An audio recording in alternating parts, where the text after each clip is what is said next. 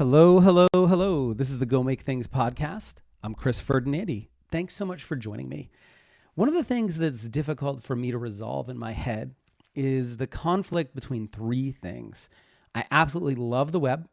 I care deeply about climate change, and the web has been a massive driver of climate change.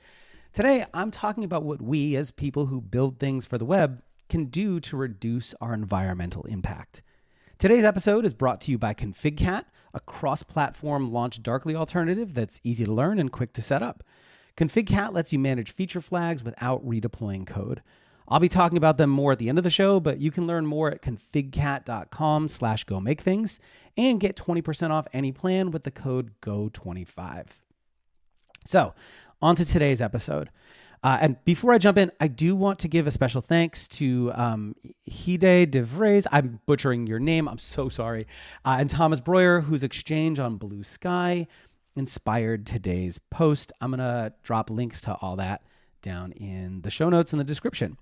So I think kind of the big takeaway for me, the thing that really surprised me recently was that I've for years been talking about how building sites that are big and bloated results in more carbon emissions because transmitting all of that data is expensive. And turns out that's not really true. I'm going to drop a link to information on all this down in the description. More data means more server farms, sure. And more server farms means more electricity consumed and more emissions generated. But sending 100 kilobytes of data versus 10,000 kilobytes, the actual transmission doesn't really have all that much impact. Transmitting data is shockingly efficient these days. The single biggest carbon generator in tech lifecycle are people's devices. And that's something that the size of our websites can and do actually have a direct and indirect impact on. See, big websites are battery hogs. Data over the wire, the size of it and the frequency of it have a big impact on battery performance, especially on mobile devices. So sending the data doesn't create much carbon emission, but it does massively affect battery performance. Megabytes of JavaScript lag devices and make them feel slow and clunky. That shitty bloated web that we build makes otherwise good devices feel laggy and obsolete. It helps perpetuate the upgrade cycle. As Thomas Breuer writes in his article that inspired this episode, extending the life cycle of a smartphone from 3 to 5 years can reduce its yearly global warming impacts by almost a third. Of course, this isn't really a you problem, it's systemic. I have a degree in anthropology, which is a fun mix of biology, history, and sociology. And one of the things that I believe passionately is that systems are a far bigger driver of human behavior than individual psychology.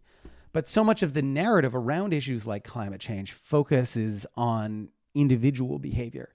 It's not the beverage industry's fault that we switched from reusable glass bottles to disposable plastic. It's your fault for not recycling properly. It's not the oil lobby's fault that we haven't shifted to renewables. It's your fault for flying across the country once a year to see your family or take a vacation. It's not the insurance industry's fault that you went into medical debt. It's your fault for not being healthier. You eat like shit. That's your fault.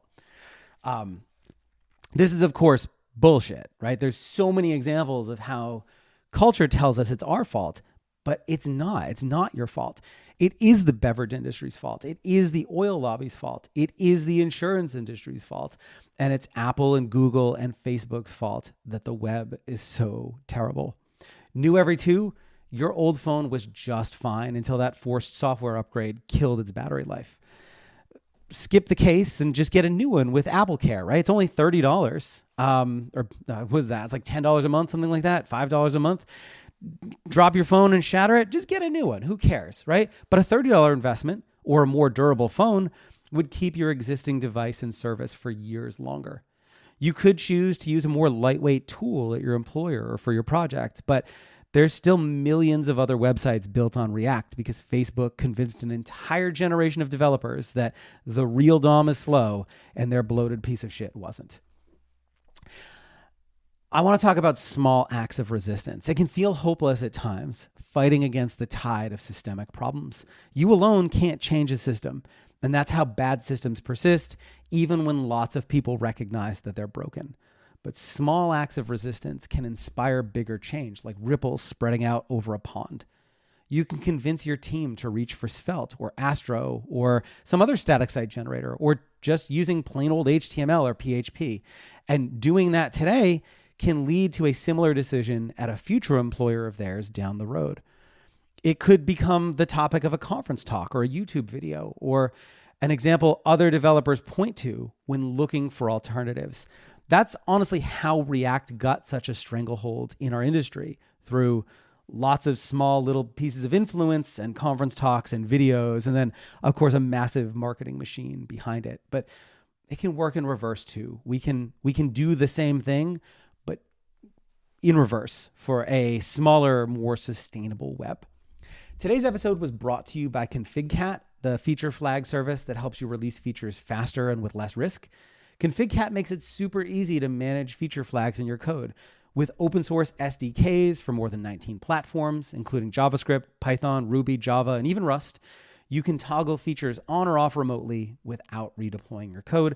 I've used a tool like this on a previous project, and being able to push something into production and then roll it out sometime down the road rather than trying to selectively time your merges and stuff it's so awesome. It's a fantastic tool to have in your toolkit.